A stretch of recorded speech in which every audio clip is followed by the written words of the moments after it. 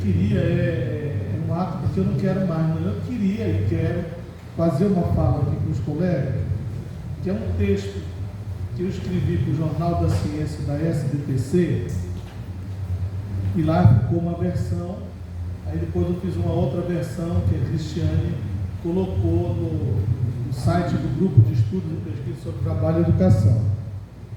Mas antes de falar rapidinho dele, nesses 10 minutos, eu queria dizer o seguinte: nacionalmente, viu, diretoras, supervisoras, tem a irmã Rejane do Colégio Laboreiro, né, daqui de Belém, colegas professores aí de Santa Luzia, formados no Polo Universitário de Baião, uma distância bastante grande aí. Nacionalmente, professor Maurício Borges, existe a nossa Associação Nacional de Pesquisa em Pós-Graduação e Educação, e ela é constituída por um conjunto de grupos de trabalho, né, que buscam congregar um conjunto de pesquisadores do país. No interior da ANPED, dessa Associação Nacional de Pesquisa e Pós-Graduação e Educação, existe o GT9. O GT9, que o nome é Trabalho e Educação. Ele reúne um conjunto de pesquisadores e pesquisadoras do país que tomam como objeto de suas pesquisas o ensino médio, a educação profissional, a formação de trabalhadores a partir do trabalho e educação dentro das escolas, mas também para além da escola. E esse grupo de estudos e pesquisas nacionalmente, ele tem reunido e problematizado a questão desse, abre aspas, novo ensino médio. Entre eles, o professor Gaudêncio Frigoto, a professora Marise Ramos, o professor Dante Moura, que é da Federal do Rio Grande do Norte,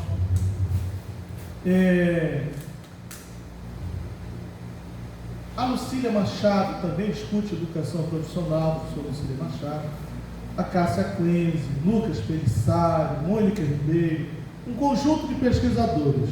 Isso eu estou falando, mas aqui também você tem, eu estou falando no sentido para além da nossa Belém, do nosso Pará. No nosso Pará, você tem Ronaldo, Marcos de Lima Araújo, você tem João Paulo, um conjunto de pesquisadores que no Pará discute a questão do ensino médio, que discute a questão da educação profissional. Então é com base nesse conjunto de pesquisas que a gente problematiza esse novo ensino médio, que de novo não tem nada. E esse novo ensino médio, ele afeta não somente a educação básica, mas ele afeta as universidades. Por que ele afeta as universidades? Porque ele vai afetar, por exemplo, os projetos pedagógicos da área de letras, os projetos pedagógicos da área de matemática, os projetos pedagógicos da área da história, da área de geografia, da área do espanhol, né? Ele afeta o sistema educacional como um todo. E aí eu vou dizer por que é que esse conjunto de pesquisadores que forma pessoas para mestrado, no doutorado, que estão também no cotidiano, né, da educação, por que se opõe? Por que nós nos opomos a este novo ensino médio? Aí eu quero colocar para vocês um princípio que é muito importante para esta área do trabalho e educação, que é uma discussão do Antônio Gramsci, o intelectual italiano preso por Mussolini, por se opor aos regimes fascistas e com uma perspectiva formativa muito importante. O Gramsci, por exemplo, lá no início do século XX, ele propunha que os processos formativos para as juventudes, para os adultos também, eles fossem processos formativos por inteiro. Essa palavra por inteiro é muito importante, né? Inteiro que dá origem à integridade, né? Inteiro que dá origem à plenitude. Os processos formativos sejam de forma plena.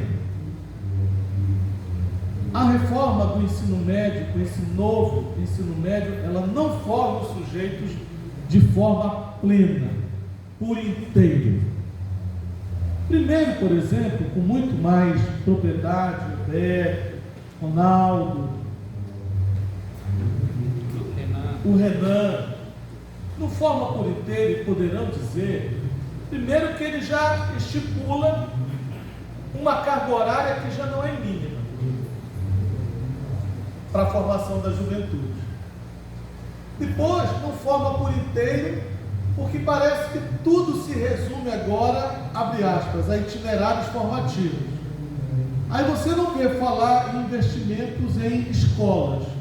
Quantas escolas estão sendo criadas? Estou falando em termos de estrutura.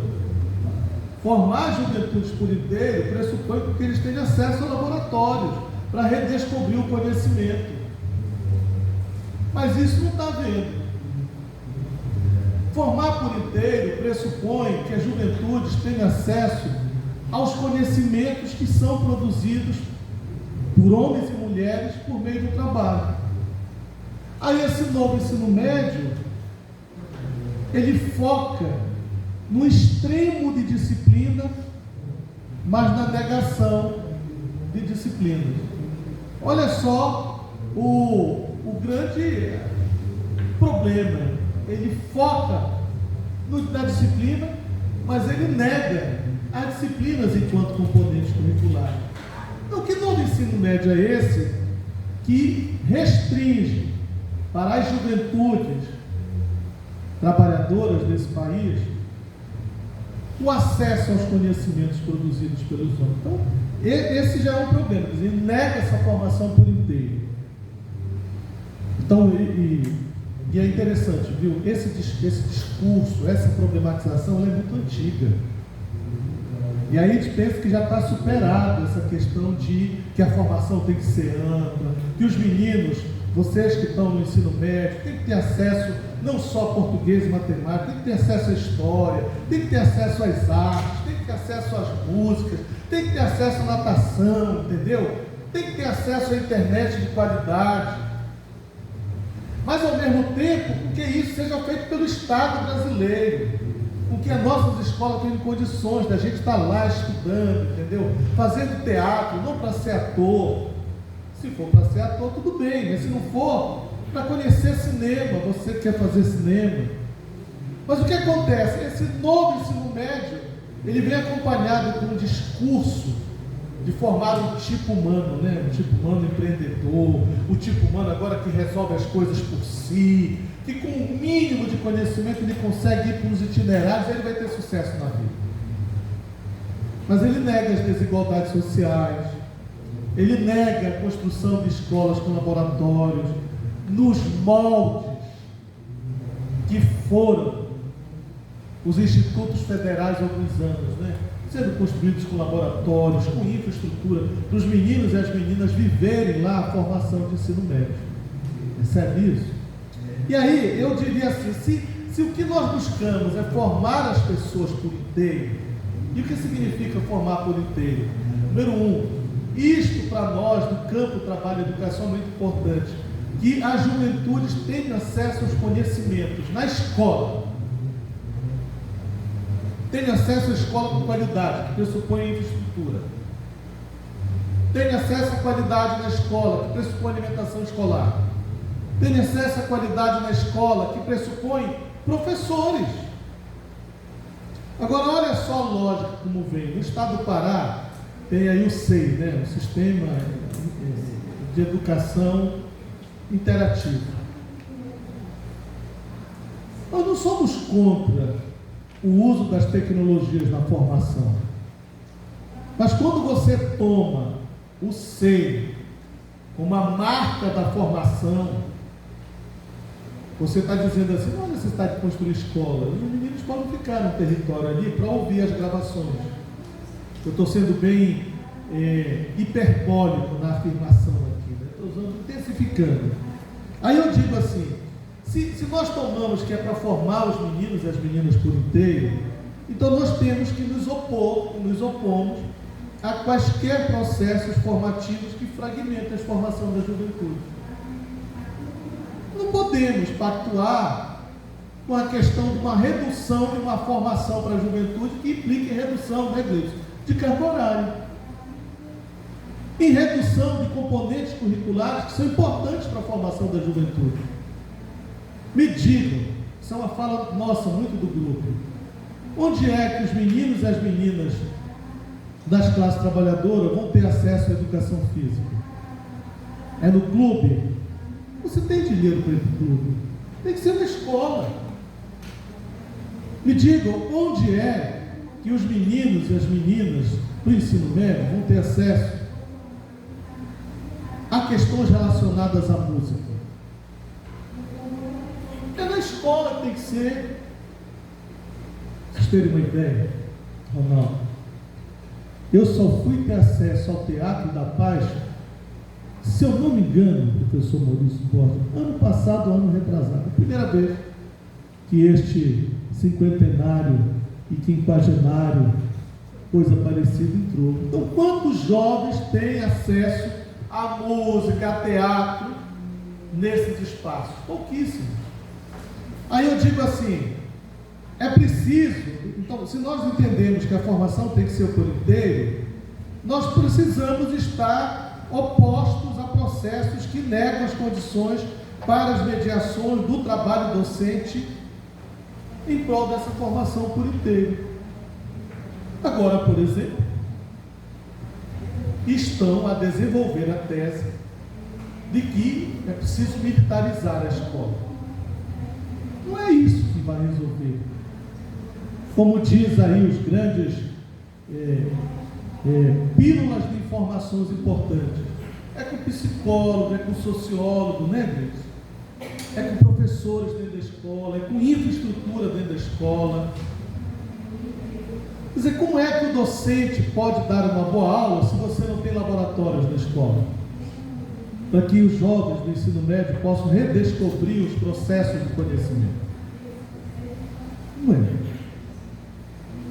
Aí eu coloco aqui ainda também, nós precisamos nos opor a qualquer ação que busca impedir a construção de mais escolas em diferentes territórios por onde se efetiva a formação da juventude.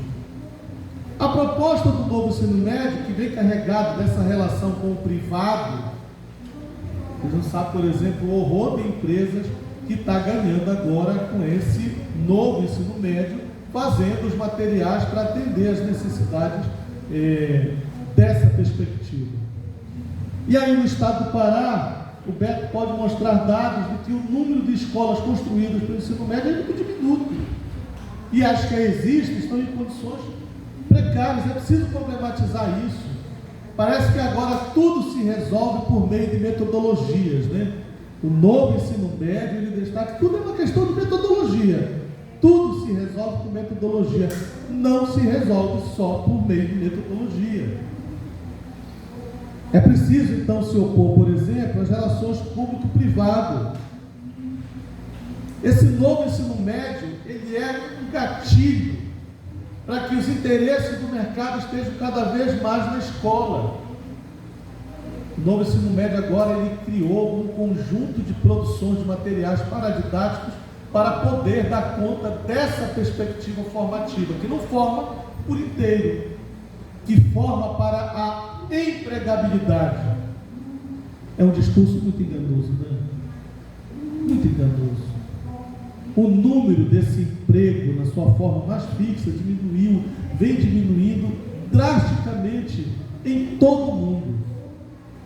Mas você continua a vender que a formação é para ele estar empregado.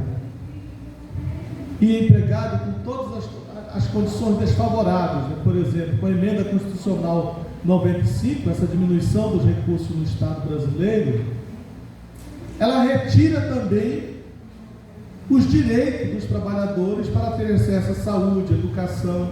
Então, olha só como é perverso. Você cria o discurso da empregabilidade, como se o sujeito por si só possa resolver os seus problemas, e esse sujeito não vai ter condições de vivenciar as relações privadas na área de saúde, as relações privadas na área da educação, e aí, ao mesmo tempo, eles enfraquecem o Estado brasileiro. E aí eu coloco nesse pequeno texto que uma formação por inteiro é preciso que o Estado garanta as condições para que as nossas juventudes nas Amazônias, e eu falo nas Amazônias porque não existe uma Amazônia, são várias, né, elas possam ter uma ampla base formativa, gratuita e com qualidade, que pressupõe contratação efetiva de professores. Um horror agora o número de processos seletivos simplificados que vem sendo construídos. Não, tem que fazer concurso público para que as escolas tenham profissionais formados na área de letras, na área de história, na área de geografia, na área de espanhol, na área de sociologia, para que esses sujeitos formados por esta universidade e por outras universidades possam estar ali no cotidiano da escola. E aí eu coloco ainda aqui, é preciso construir uma base formativa ampla, com diferentes campos do conhecimento e garantia de tempos e espaços de aprendizagem. Eu orientei, para ir fechando a minha fala, uma dissertação em que, eu fui para uma banca, em que o mestrando analisava a questão do SEI na região do Marajó em Breves. Um horror. Um horror. Uma gravação que atingia todo mundo, mas que não se relacionava mais com os sujeitos que moram lá. Aquele conhecimento que é atemporal, ele serve para qualquer lugar e não serve para qualquer lugar. Essa relação dialógica que nós humanos temos um com o outro, ela é retirada com a implantação do SEI. E para ir fechando, então a gente se opõe, por exemplo, com essa reforma desse novo ensino médio, ao discurso do empreendedorismo. Isso é muito perverso. Muito perverso. De homens de negócios de si próprios. Porque esse discurso do empreendedorismo, ele escamoteia as racionalidades do mercado. É terrível. Eu estava assistindo um filme um dia desse, em que o modelo tudo é de um sujeito, um filme norte-americano, que diante de todas as desigualdades, de toda a diferença, ele supera as dificuldades e alcança o apogeu da magnitude do sucesso. Isso é enganoso, porque as juventudes, no plural, elas estão em diferentes territórios imersos de diferentes desigualdades sociais, para as quais uma escola pública, com estrutura, uma escola pública com corpo docente, formado, qualificado, com laboratórios, que é o que nós perseguimos. E quando eu falo laboratório, eu não estou falando só nessa questão do laboratório, que a gente vai lá e vê a questão das áreas das ciências, como biologia. Eu estou falando de laboratório de letramento, de numeramento, eu estou falando de espaço para os meninos fazerem teatro. Nós temos que sonhar mesmo, nós temos que sonhar enquanto utopia daquilo que pode ser realizado. E aí eu cito dois textos que foram produzidos por duas colegas do GT9, que é a Carmen Moraes e a Mônica Ribeiro, e que problematizam que é preciso revogar esse ensino médio. Ele não tem ajustes.